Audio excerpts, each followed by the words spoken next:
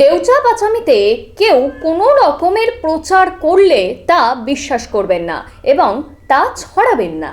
কোনো রকমের কোনো প্রচার কানে আসলে তা সরাসরি প্রশাসনকে জানাবেন, এমনই বার্তা কিন্তু অনুব্রত মণ্ডলের। এলাকার মানুষের কাছে কাতর আর্জি এসআরডি এর চেয়ারম্যান অনুব্রত মণ্ডলের। আজ মোহাম্মদ বাজারের কমিউনিটি হলে কয়লা শিল্পের প্রাথমিক স্তরে এলাকায় খনন কার্য শুরু হয়েছে। সেই এলাকার বিভিন্ন গ্রামের মানুষের হাতে জমির পাট্টা তুলে দেওয়া হয়। এই দিন 113 জনের হাতে পাট্টা তুলে দেওয়া হয়। এই পাট্টা বিলি অনুষ্ঠানে কার্যত বিনয়ী ছিলেন অনুব্রত মণ্ডল। জোর হাত করে তিনি সাধারণ মানুষের কাছে আবেদন জানান, কয়লা শিল্পের কোনো বহিরাগতের প্ররোচনায় যেন পা না দেয়। প্রায় 1 লক্ষের কর্মসংস্থান হবে বলে অনুব্রতের দাবি।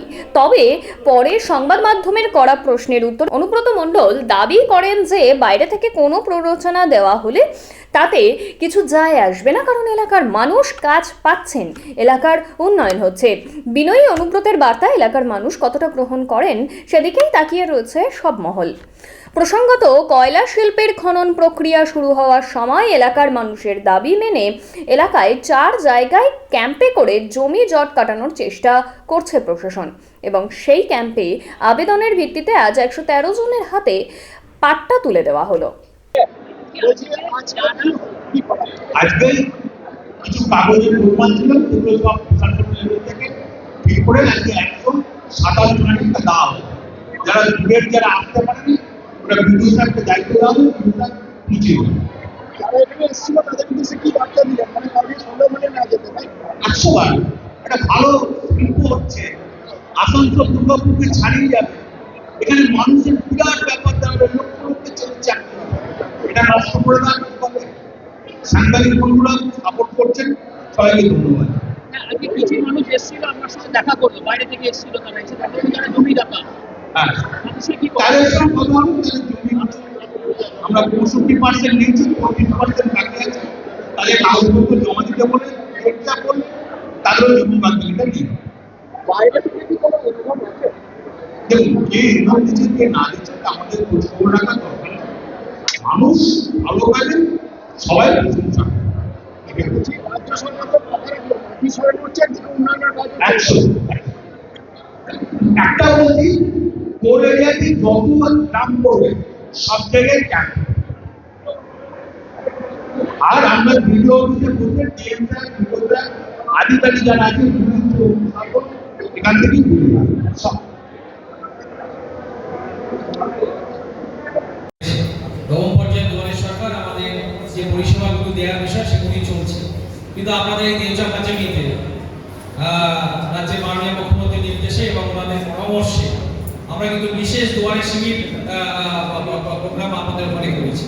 কখনো আমরা SC/ST কার্ড দিয়েছি, কখনো আমরা ভোটার কার্ড ঠিক করে দিয়েছি, কখনো রেশন কার্ড ঠিক করে দিয়েছি, কখনো আধার কার্ড, এই সমস্ত ব্যাংক অ্যাকাউন্ট অনেকে ছিল না, এগুলো ঠিক করে দিয়েছি। আবারও হবে এই জিনিস, আবারও হবে। আপনাদেরকে যতক্ষণ না পর্যন্ত বললাম যে কোনো মানুষ, একটাও মানুষ যদি থাকে যে আমার এই অসুবিধা আছে, আমরা এটা করবো।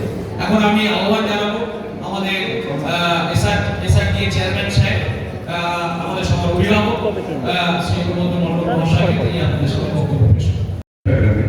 সেখান থেকে আপনারা উপস্থিত হয়েছে মমতা ব্যানার্জির মাননীয় মুখ্যমন্ত্রী মমতা বন্দ্যোপাধ্যায়ের নির্দেশে যেসব গ্রামগুলোতে মানে জমি সংক্রান্ত অনেক সমস্যা হচ্ছিল নির্দেশ দিলেন এবং নির্দেশ দেওয়ার সঙ্গে সঙ্গে দাদাকে বলেছিলেন বলেছিলেন এবং নির্দেশ দেওয়ার সঙ্গে সঙ্গে আমাদের গ্রামে গিয়ে গিয়ে ক্যাম্প বসানো হয়েছে এবং ডিএম সাহেব বিস্তারিত বললেন যে 222 জন মতো নষ্টহালি মানে সিডি করেছিলেন, যে জঙ্কা বানিয়েছিলেন, এখানে জমি জায়গা সংক্রান্ত সমস্যা ছিল এবং 127 জনের মতো প্রবলেম অনেক সলভ হয়ে গেছে 3 দিনের মধ্যে এবং বাকিগুলো প্রবলেম সলভ করা হবে। এবং তাছাড়া অনেকের আধার কার্ড যেহেতু সাবমিট করতে পারেনি, সেগুলো কীভাবে সলভ করা যায় সেটা ডিএম সাহেব দেখছেন এবং ওনাদের গ্রামগুলোতে যেসব প্রবলেমগুলো আছে সেগুলো ইমিডিয়েটলি সলভ করা হবে।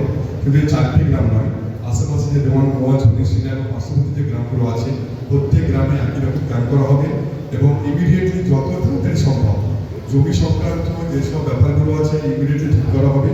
এবং আমি আপনাদের আর বিস্তারিত বলবো না, অলরেডি দেউচা পাচামি প্রজেক্ট সম্পর্কে ডিএম সাহেব বিস্তারিত বললেন। আমি 3-4টা কথা বলবো যে লোকাল যে কাজ, যেটা মাননীয় মুখ্যমন্ত্রী মমতা বন্দ্যোপাধ্যায়ের নির্দেশে অধিকাংশ কাজ কিন্তু লোকাল মানুষই পাবে।